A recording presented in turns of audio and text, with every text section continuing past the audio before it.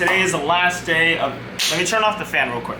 Alright guys, today is the last day of the Vegas trip. I was debating whether or not to make this like a non-poker related day and just enjoy my day in Vegas. But in the end, I decided a good compromise between like playing poker and then just enjoying the day would be if I just played some chill 1-2 session somewhere. So I think I'm gonna play a 1-2 session at Sahara. Plan is just to play there very quickly and then just enjoy the rest of the day. So probably won't be too many hands, but you never know. All right, time to go eat. We're gonna keep it simple today, guys. Why would I go anywhere except for Nacho Daddy at this point?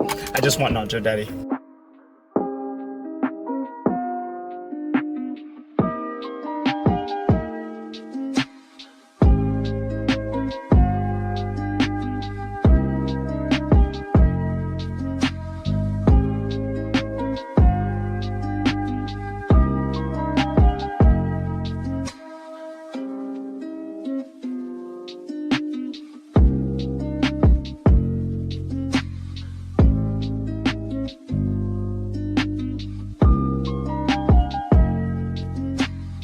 What's up, guys? Welcome back to another episode of DogeBag tries to remember what he was thinking 2 months ago because he makes vlogs so late.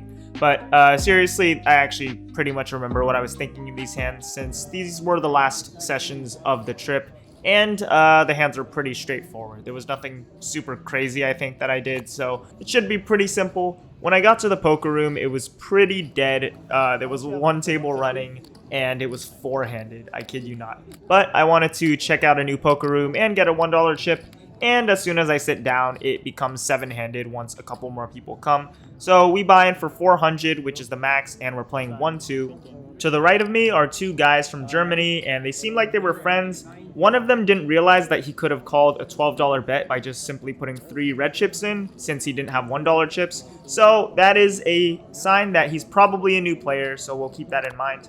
In the first hand we get involved in, I've got pocket 10s under the gun, and I raise to $8. The player in the hijack, quote-unquote, 3 bets to 16, and the cutoff just flat calls. Both players are really short stacked. They have a little over 100 in their stack, so once action gets to me, I'm pretty happy just getting the money in early with pocket 10s against 2 short stacks, or even just one of them. And I decided to 4-bet to 90 here. Probably could have just put them all in, but I just made it 90 at the time. And funny enough, both of them just call, leaving very, very little behind. So the money's pretty much going in no matter what at this point. After I 4-bet, I noticed the German player to my direct right seems surprised, and he makes a comment to his friend about how none of the cards had even been dealt on the board yet. You raised? Yeah. You raised? No cards off the table. Yeah, it's crazy, huh? This is very telling of his skill level. It means that he understands that the value of your hand will change once the community cards are dealt, which means he knows the rules of the game. I'm going to have to be extremely careful getting involved in hands with this player. We're going to a flop 3 ways, which is king 6-6, and not too happy about having a king on the board, but like I said, the money's going in either way, and I decided to just put them all in for $31 and $21. And both of them call, of course, so don't exactly feel like I have the best hand with pocket 10s here too much of the time.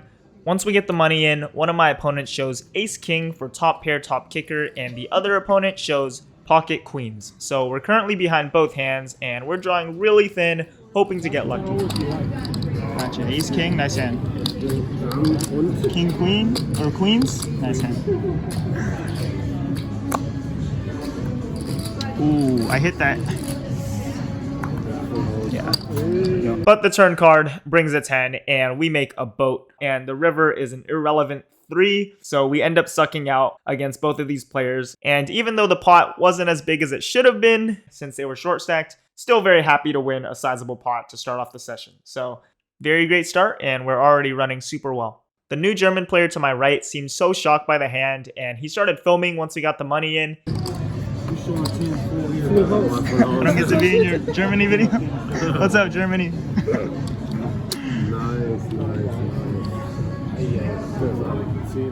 He seemed really excited to show his friends back in Germany what was going on. It was really cool seeing someone so genuinely happy to be playing live poker and experiencing it. And it also seemed like he was doing pretty well that day since he had a pretty big stack compared to the rest of the table.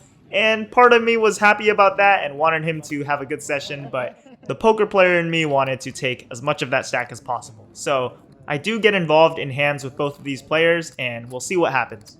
Eventually, one of the players left, so we are now playing six-handed, which is still totally fine. We pick up another pocket pair, this time a little bit better, guys. It's pocket kings. We are in the small blind, and there is a limp. The player in the cutoff is one of the two German guys I mentioned. He seemed to be the more experienced one, and I got the feeling that he had brought his friend along to kind of show him live poker. He raises to $15. Action gets to me in the small blind, and I'm going to 3-bet here for value. I make it 50, and only the player in the cutoff calls. So we're going to a flop heads up. It's a decent one. It comes 5 deuce 9 with 2 spades, and we've got a spade in our hand.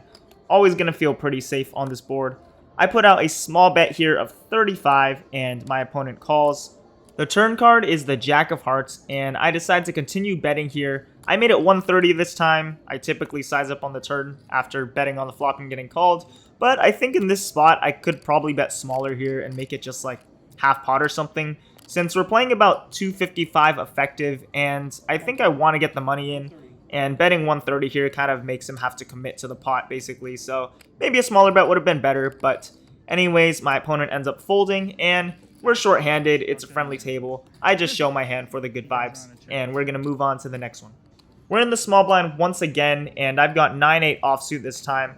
There are 5 limps. I raise it up to $18 with my hand, and I get 4 callers. So we are going 5 ways to a flop. It comes down 10, 8, 9. We've got 2 pair and a diamond as well for the redraw, but this is an extremely wet board, and we can't get super comfortable, especially in a multi-way pot. My goal, though, when I have a strong hand here is to be aggressive and try to deny equity, so I'm first to act. I make it 65 into a pot of 84. The big blind makes the call, and the button is the other German player who seemed new to poker. He makes the call as well, so we are going 3 ways to a turn card, and it is one of the worst cards in the deck, guys. It is the Jack of Spades. So any queen or any 7 now make a straight, and our hand doesn't look too good and doesn't have too many ways to improve. Being out of position and still up against 2 players, I decide to just check this time, and I'm just praying we can get to showdown. The thing is, the player in the big blind only has $37 left in his stack, and he ends up shoving. The player on the button makes a call, and it's 37 bucks. I just call for the vibes, guys. Who knows? Maybe we can win this one somehow. The river card is the 6 of hearts, which is pretty much irrelevant, and I check once again. Unfortunately for us, the button shoves. He had $320, and I'm just going to have to fold here. There's pretty much no way I'm good. And after I fold, the player on the button shows, guys, you will not believe this, he shows 10-8 for a better 2 pair. And even crazier is the player in the big blind who shoved on the turn mucks his hand. So we were behind, and obviously I'm glad I folded, but this is definitely kind of a crazy, unexpected hand, and I'm surprised they were willing to get the money in without a straight. But nice hand to my opponent. I thought I'd be able to beat this player since I beat his more experienced friend, but unfortunately he got the best of us in this one. I've got ace-10 of clubs in this next hand. I'm first to act and under the gun, and I open it to $8. Action folds to the player on the button who makes the call. He's short stacked, and the player in the small blind 3-bets me to $16. It seems to be a popular strategy to min 3-bet at this table and to play short stacked. Anyways, the big blind flats, and action's now on me again.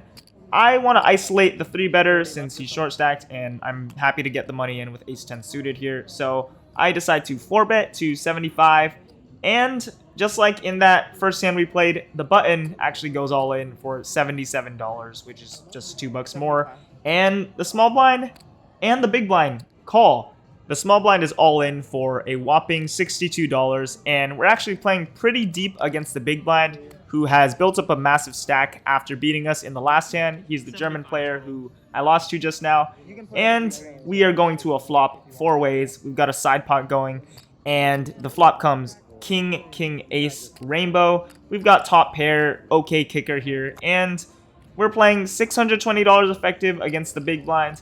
I decide to put out a bet here, and I make it 120 after he checks, and he ends up just folding. So now we're just hoping to be good against both of the players who are all in. The board runs out queen 6, no flush on the board. Jack, give me Jack.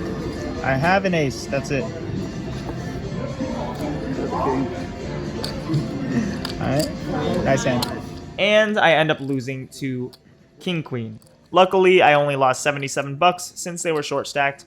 And we've only got one more hand for this session, guys. I know that was extremely short and none of the hands were super interesting or involved any weird spots, but sometimes that's just how sessions go. And I am combining this with the session from the next day since both of them were short. All right, guys, final hand. I've got 5-4 of hearts in the small blind. We're playing pretty short-handed, I think. I'm pretty sure it was only like 5-handed or something at this point because that was the reason I decided to leave since people had left. So I decided to complete 5-4 of hearts in the small blind after 3 players limp to me and the player in the big blind checks. So we are going to a flop. It comes down ace 5-4 with 2 spades. We've got 2 pair, guys, but once again, on a really wet board, I decided to put out a bet of $10 first to act, and the player on the button, who was the German player who seemed new to poker, makes the call. The turn card brings the 7 of spades, bringing a 3rd spade on the board, and also making the board more wet, which I don't like to see. I put out another bet, though, making it a little smaller this time, and I make it 12. I saw that this opponent was very happy to call down with 2 pair on an extremely wet board in that previous hand where he had a better 2 pair, so I still think I can get some value from him potentially if he has like an ace or something.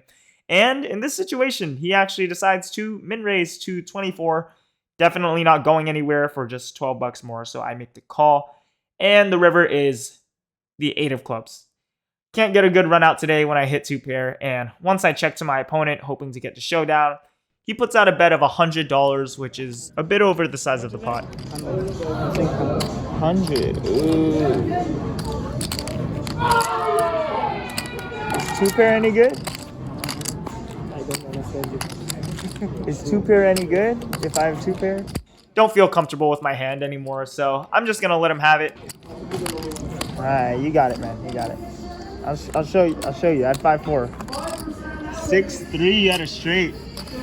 Wow, nice hand.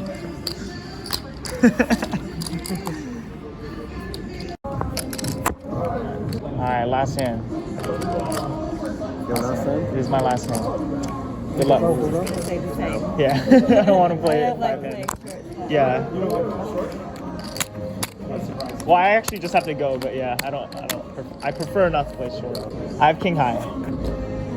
Me too. I think no, you have a 6. Hey, you got it. Alright. GG's, man. We're playing a little too short-handed now for my taste, and it's time to cash out. I played for just under 3 hours and initially bought for $400 and cashed out for $540 for a $140 profit. Hey, good job today, bro. You made a lot. What's your name, bro? Jacques. Jacques, nice to meet you. I'm Kit. What's your name? Philip. Philip, nice to meet you. I'm Kit. Tony, nice to meet you, man. Got you. Tony, dealer at Sahara. I like your guys' room. It's very nice. Hey, we're here all week. Gotcha. 4, 5, 540. 1, 2, 3, 4, 5, 20, and 4. All right, thank you so much. Thank you.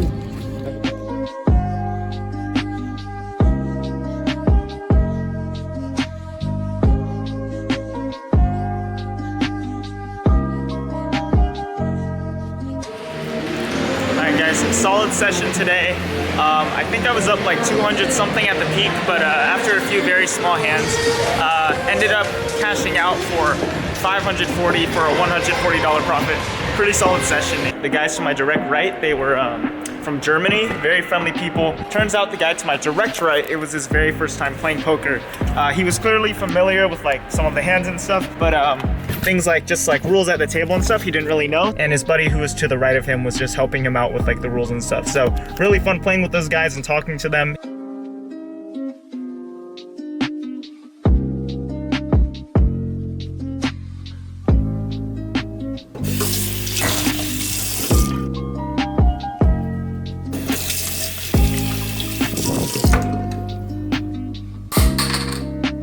I'll spare you guys the boring outro. We're gonna move on to the session I played the next day before I left Vegas. First, I got some food at the Modern Vegan for dinner and for breakfast the next day before heading to Resorts World. Once I get to the poker room at Resorts World, there were barely any people there, and there were actually no games running since it was so early on and it's a new poker room. There were only 3 of us who were ready to play the 1-3, and eventually the floor offered to do a no-rate game with the 3 of us, and we all agreed, so that's what we're doing. One of the players who was there seemed solid just based on his vibe, and once we sit down, I get involved in a hand against this guy very early on. I've got pocket queens on the button, and we're actually playing 4-handed now since someone came to sit down. The under the gun player folds, and now action's on me. I open it up to $12, and the small blind, who is the solid player, 3 bets to 35.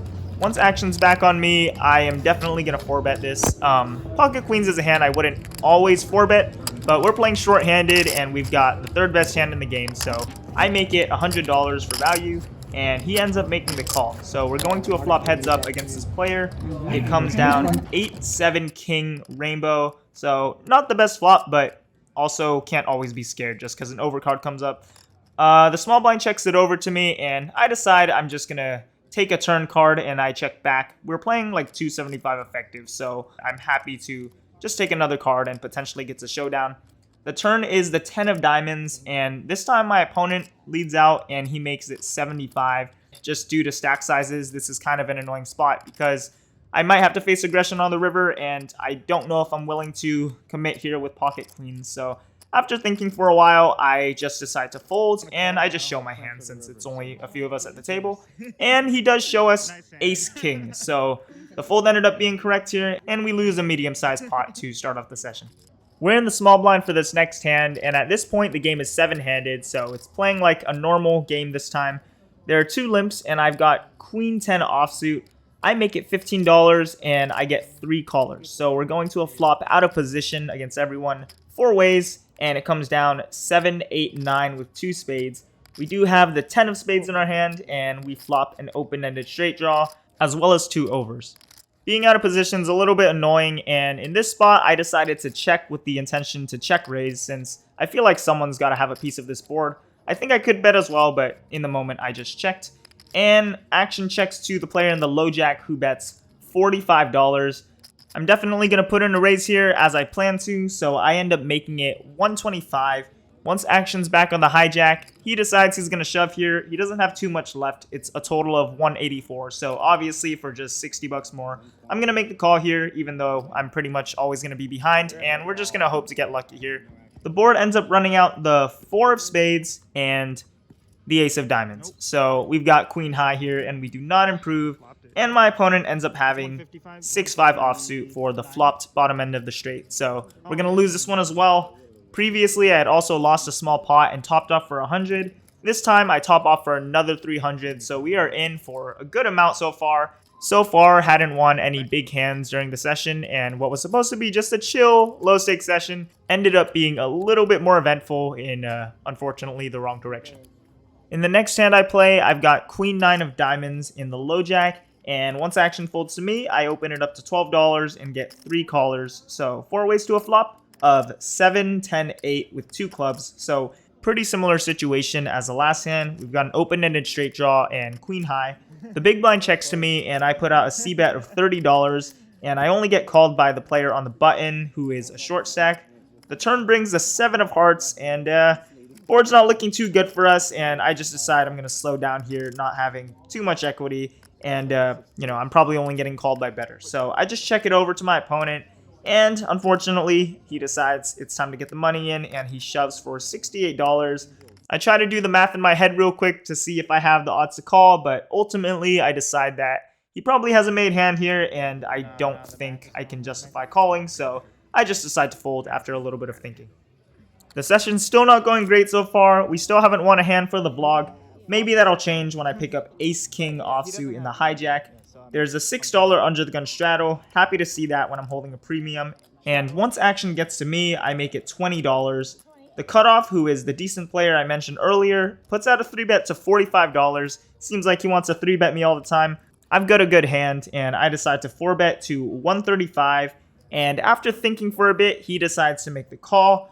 We're once again playing not too much effective relative to the size of the pot, The pot is 280 and we've got about $360 affected. So the money you might be getting in. The flop comes 9-9 jack rainbow. We've got nothing except 2 overs. And this is a flop that might have hit his range here, but I decide that last time I was the one who was faced with an annoying smallish bet, and I'm going to be the one to do it this time. So I put out a bet of $80 to potentially put something like queens in a tough spot. He shakes his head a bit and doesn't seem happy with his hand before he finally folds. He also says to me that he shouldn't have called the 4-bet, so he's basically telling us he had pocket 10s here. That means you had 10s. Yeah. Yeah, okay. Good set. Shouldn't have called 3-bet. I think if you're not going to call 80 on that board, you should have called the club. Yeah, that's what I'm saying. I'm not 100% sure he had to beat. It's possible he has a straight. Likely, you're a beat. I'm gonna believe I was, even if he tells me. You'll still believe it, yeah. That's the only way I'm gonna sleep at night, right? It's nice to finally win a hand. We pick up another decent one. We've got 10-9 suited on the button this time. There are 2 limps, and I decide to raise to $15, and I get 3 callers. So 4 ways to a flop of 7 queen ace with 2 clubs. We've got pretty much nothing here except a backdoor straight draw. Action checks to me, and I'm definitely not going to be betting into 3 players with nothing here, so I check back. The turn is the jack of spades, giving us a little bit of hope. We can hit our gut shot king to make the nut straight. The small blind bets $15, and the low jack makes the call. I decide for this price, I am just going to call here and see if we can hit. We've got decent implied odds with the stack sizes being pretty big. And guys, the river is the king of clubs. Bingo, we've got the nuts, except not actually, but guess what? At the time, I didn't notice that there was a flush on the board, so I was playing as if I had the nuts. So the small blind ends up checking, and the low jack bets $15 into a pot of around 100. Looks like a blocker bet to me, and like I said, I think I have the best hand possible here, so I decide I'm going to raise it here. Not going to let him get away with a blocker bet, so I made it $75. The small blind folds, and the low jack ends up calling. So we're going to go to showdown here, and it doesn't really matter that I misread the board because my opponent ends up having a 10 as well. So we're going to chop this one up. The dealer starts doing karate chops to indicate that, and yeah, at this point I noticed that I had misread the board. You got flush, you got it, man. You got the same hand, man. Yeah. Why do? Okay, should have gone all in? Sorry? I should have gone all in, I guess. If you went all in, I would have snap called because I misread the board and thought I had the nuts. When you didn't raise, I was like, okay, I'm good. And then you said a flush, I was like, oh, we might have the same hand. We did. Only a couple more hands, guys. We've got pocket kings this time in the big blind. There's an under the gun straddle to $6. We like to see that when we've got a premium. The low jack limps, and once action gets to me in the big blind, I make it $25. The straddler flat calls, and then the player in the low jack actually back raises and shoves for 101. This gives me the opportunity to 4-bet to isolate, although I'm very happy to also get the money in against the straddler since he just called. I make it 250, and I'm about 460 effective against the under the gun player. He ends up folding though, so it doesn't matter, and we should almost always have the best hand here. So the board ends up running out 7, jack, 7, deuce, 4 with no flush. Happy to see that, and we pretty much should have the best hand most of the time. And my opponent ends up having queen jack. So I was a little surprised to see that considering he back raised shoved, but we will take a win considering how the session's been going. One more hand before we end the session. I've got ace queen offsuit in the low jack, and there's an open to $10 from under the gun. Having ace queen offsuit, I'm a little bit more incentivized to 3-bet, so I make it $35. The player in the hijack flat calls. He's a decent player, and I hadn't seen him bluff, and everyone else folds. So we're going heads up to a flop. It's a good one for us. It comes down 8-3 ace with 2 spades. We've got top pair, good kicker. I decide to put out a c-bet of $45, and the player in the hijack raises here and makes it 120. Kind of annoying because I know this player seemed tight and had only been betting for value so far, but it's way too weak to just fold ace queen here, so the only reasonable option, it seems, is to just call. He could have plenty of flush draws here as semi-bluffs and could potentially have like ace x of spades for top pair plus flush draw, so we could still be ahead of a decent portion of his range. Unfortunately, though, the turn card brings the 6 of spades, completing the spade draw, so definitely not a card I'm happy to see, and I just decided to check it over to my opponent. He checks his cards and decides to check as well, so we're going to a river now. It's the 7 of diamonds, which I don't imagine is super relevant here. I check to my opponent once again, just hoping to get to showdown here. Maybe I could put out a blocker bet, but anyways, I checked, and he shoves for 206, and I ended up folding at the time.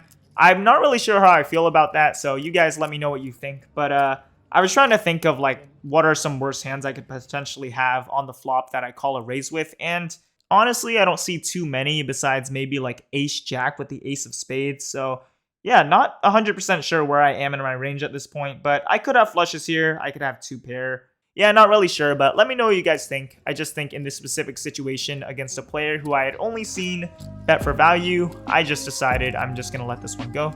So that's the end of the Resorts World session. I was in for a total of $800 and ended up cashing out for $592 for a loss of $208 for the last day.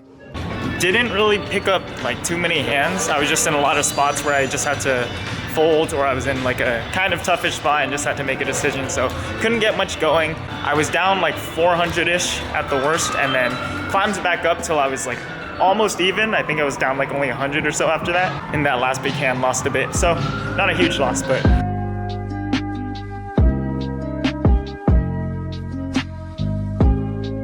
alright guys, I don't have an outro film for the Vegas trip because I immediately drove home after that session, but let's go over the stats of the Vegas trip since that's always fun to do. I played for a total of just under 32 hours and profited $570, so that makes for an hourly rate of $17.86, so not the most profitable Vegas trip, but I did only go for like a few days compared to the other ones where I played for like a week or two, so obviously it's like a tiny sample size, so I'm gonna be happy to book any type of win. So yeah, good trip overall. It was fun being back in Vegas after like 4 years of not being able to go. Since I'm finally caught up on all the Vegas footage, I can finally get to poker in the present day. I have a poker room I want to go to pretty soon, and that'll be for the next vlog, which will probably be the last video I upload for 2022. So yeah, look forward to that, guys, and I will see you in the next vlog. By the way, since I know someone's gonna ask, the app is called Poker Income. It's like $10 on the App Store or something. And that's it, guys. I'll see you in the next vlog. Peace.